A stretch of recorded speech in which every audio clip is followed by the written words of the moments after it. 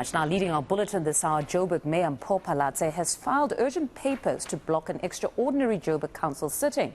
It's expected a motion of no confidence in the mayor will be tabled today. She also wants a sitting that elected new Speaker Colleen Makubele declared invalid. eNCA reporter Pule Letshwiti-Jones is watching this closely and joins me in studio this morning. Good morning, Pule.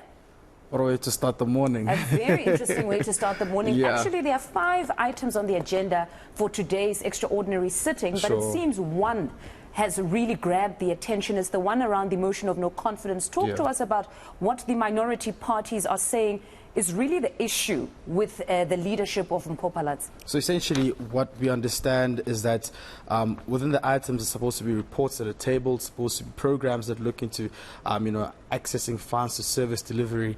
Then there's the motions as well. But the minority parties believe that Mpho has done something wrong, which it goes back to a case that was opened against as well. And this is also why the AIC decided to file a motion of no confidence against her back, I think in August, if I stand to be corrected. But furthermore, what we understand is that this motion was rendered inadmissible and had to go through some legal processes and therefore couldn't stand.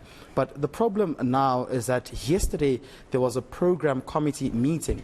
That program committee meeting looks into the affairs of council and the motions as well to make sure that they meet a due process and that to make sure they can be passed in council. But we're now getting information from some members close to the meeting that the quorum did not reach. There was only 6 members out of the 8, and therefore Action SA members also walked away from the meeting. Okay. And therefore you can't look into that motion. You cannot have it pass through council if you didn't correct. So that's the technicality of it all. And if you look at the court papers filed by the Johannesburg mayor, in one of them, in a founding affidavit, she says that the notice of these motions was not given to council. They were not selected by the programming committee for consideration. And again, she wants to then have the whole meeting and the minutes of that programming committee nullified as well. Okay. So possibly she could do very well in court today if we are to look at the technicalities, if they didn't correct. Well, essentially she could do very well in court today.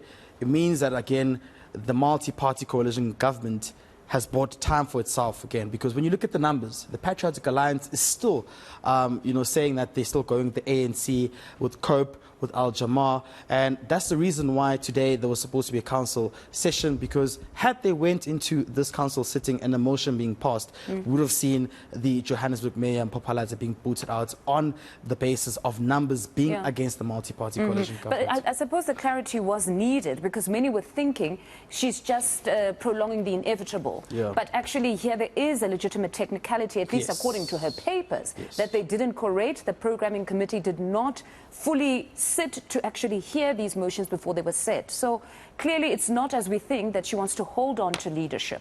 But if we look at the service delivery issues, like the agenda items that we're speaking of, it seems they get very little attention, and now citizens are saying that, is this change in leadership really in the best interest of Joburgers, or perhaps it's just another scramble for leadership position? Well, what I saw right now before I came to speak to you is that the DA has also published a poster where they say this is how much the mayor has done in just the past 11 months. They speak about her having fixed potholes, having cleaned the city.